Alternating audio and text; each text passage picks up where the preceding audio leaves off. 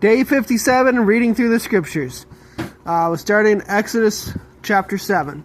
So Yahweh said to Moshe, "See, I have made you an Elohim to Pharaoh, and Aharon your brother is your prophet.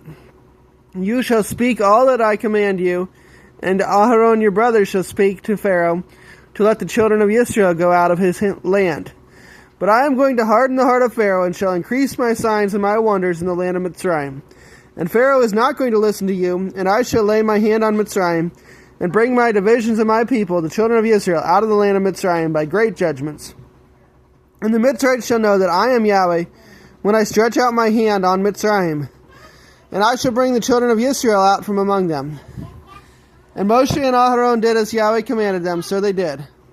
Now Moshe was 80 years old, and Aharon 83 years old, when they spoke to Pharaoh. And Yahweh spoke to Moshe and to Aharon, saying, "When Pharaoh speaks to you, saying, 'Show a miracle for yourselves,' then you shall say to Aharon, 'Take your rod and throw it before Pharaoh, and let it become a serpent.'" So Moshe and Aharon went into Pharaoh, and they did so as Yahweh commanded. And Aharon threw his rod before Pharaoh and before his servants, and it became a serpent. But Pharaoh also called the wise men and the practitioners of witchcraft, and they, the magicians of Mitzrayim, also did so with their magic. And they each one threw down his rod, and they became serpents.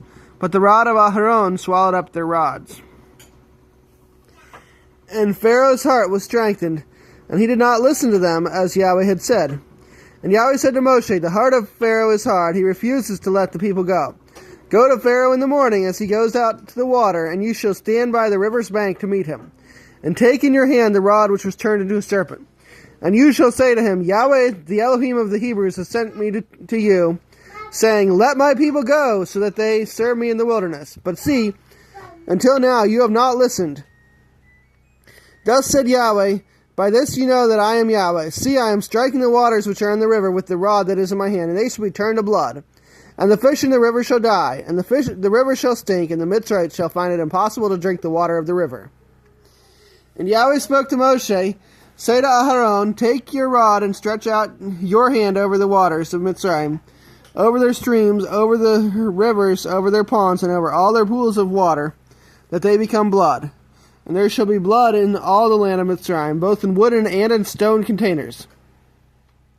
And Moshe and Aharon did so as Yahweh commanded.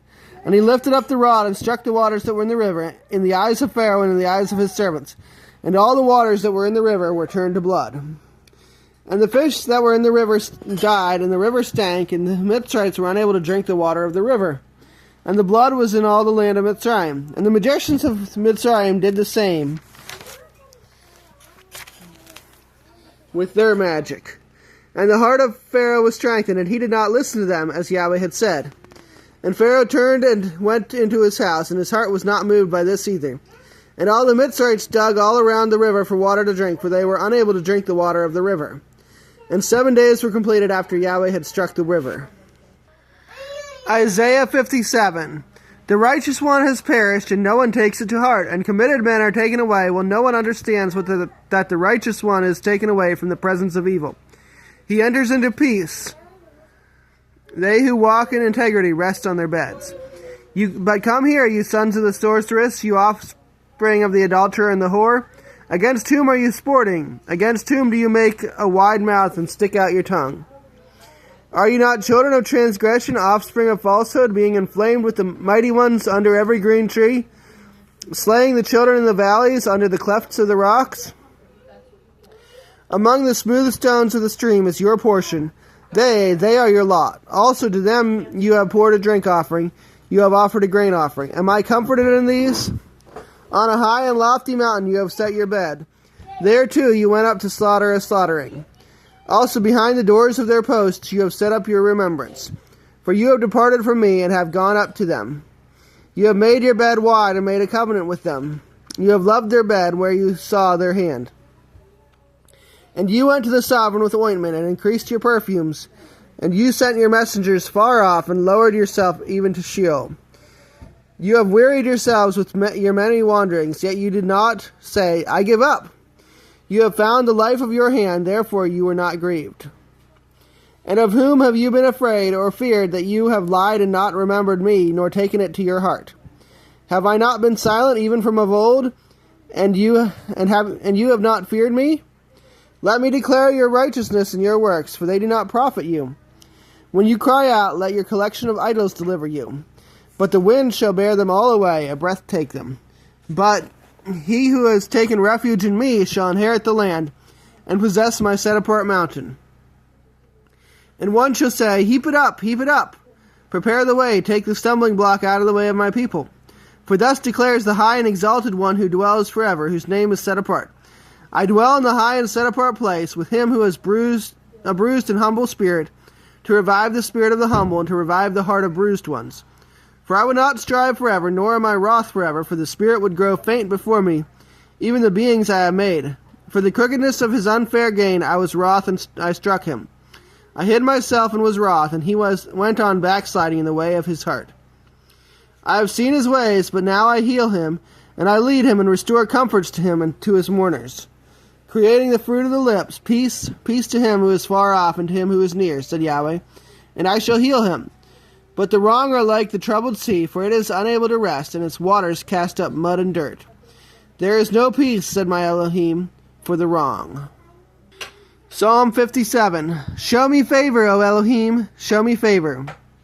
For in you my being is taking refuge, and in the shadow of your wings I take refuge, until destruction passes by. I cry out to the Most High Elohim, to El who is perfecting all matters for me. He sends from the heavens and saves me. He reproaches the one who would swallow me up. Selah. Elohim sends forth his loving commitment and his truth. My being is in the midst of lions. I lie among those who breathe fire, whose teeth are spears and arrows, and their tongue is a sharp sword. Be exalted, O Elohim, above the heavens. Let your esteem be above all the earth. They have prepared a net for my footsteps. My being was bowed down. They have dug a pit before me. They fell into the midst of it. Selah. My heart is firm, O Elohim. My heart is firm. I sing and praise. Awake, my esteem. Awake, harp and lyre. I awaken the dawn. I praise you among the peoples, O Yahweh. I sing to you among the nations. For your loving commitment is great up to the heavens, and your truth unto the clouds. Be exalted above the heavens, O Elohim. Let your esteem be above all the earth. And our last chapter is Luke chapter 13. And some were present at that time, reporting to him about the Galileans whose blood Pilate had mixed with their offerings. And Yeshua answering said to them, Do you think that these Galileans were worse sinners than all other Galileans because they have suffered like this? I say to you, no, but unless you repent, you shall all perish in the same way. Or those 18 on whom the tower of Shiloah fell and killed them, do you think that they were greater offenders than all other men who dwelled in Jerusalem? I say to you, no, but unless you repent, you shall all perish in the same way. And he spoke this parable. A certain man had a fig tree planted in his vineyard, and he came seeking fruit on it and found none. And he said to the gardener, Look, for 3 years I have come seeking fruit on this fig tree and find none. Cut it down, why does it even make the ground useless? And he answering said to him, Master, leave it this year too, until I dig around it and throw manure. And if indeed it bears fruit, good, but if not so, you shall cut it down. And he was teaching in one of the congregations on the Sabbath. And see, there was a woman having a weakening spirit for 18 years, and was bent over and was unable to straighten up at all. And Yeshua, seeing her, called her near, and said to her, Woman, you are loosened from your weakness. And he laid his hands on her, and immediately she was straightened up and praised Elohim. But the ruler of the congregation, responding, much displeased that Yeshua had healed on the Sabbath, said to the crowd, There are 6 days on which men should work, so come and be healed on them, and not on the Sabbath day. Then the master answered him and said, Hypocrite, does not each one of you on the Sabbath loosen his ox or his donkey from the stall and lead it away to water it?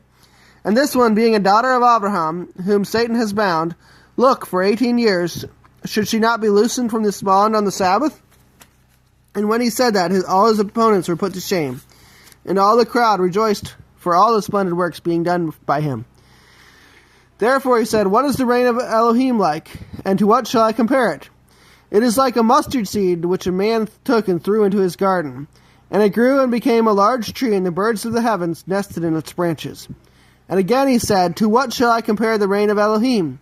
It is like leaven which a woman took and hid in 3 measures of flour until it was all leavened. And he was going through the cities and villages, teaching and journeying toward Jerusalem. And someone said to him, Master, are there few who are being saved? And he said to them, Strive to enter through the narrow gate, because many, I say to you, shall seek to enter in and shall not be able. When once the master of the house has risen up and shut the door, and you begin to stand outside and knock at the door, saying, Master, Master, open for us. And he shall not answer and say to you, and he shall answer and say to you, I do not know you, where you are from. Then you shall begin to say, We ate and drank in your presence, and you taught in our streets. But he shall say, I say to you, I do not know you, where are you from? Or where you are from. Depart from me, all you workers of unrighteousness. There shall be weeping and gnashing of teeth when you see Abraham and Yitzchak and Yaakov and all the prophets in the reign of Elohim, and yourselves thrown outside. And they shall come from the east and the west, and from the north and the south, and sit down in the reign of Elohim. And see, there are last who shall be first, and there are first who shall be last. On the same day there came certain Pharisees, saying to him, Get out and go from here, for Herodes wishes to kill you. And he said to them, Go, say to that fox, See, I cast out demons and perform healings today and tomorrow, and the third day I shall be perfected. But I have to journey today and tomorrow and the day following, because it is not fitting for a prophet to perish outside of Jerusalem. Jerusalem, Jerusalem, killing the prophets and stoning those who are sent to her. How often I wish to gather your children together, the way a hen gathers her chickens under her wings. But you would not. See, your house is left to you laid waste. And truly I say to you, you shall by no means see me until the time comes when you say, Blessed is he who is coming in the name of Yahweh.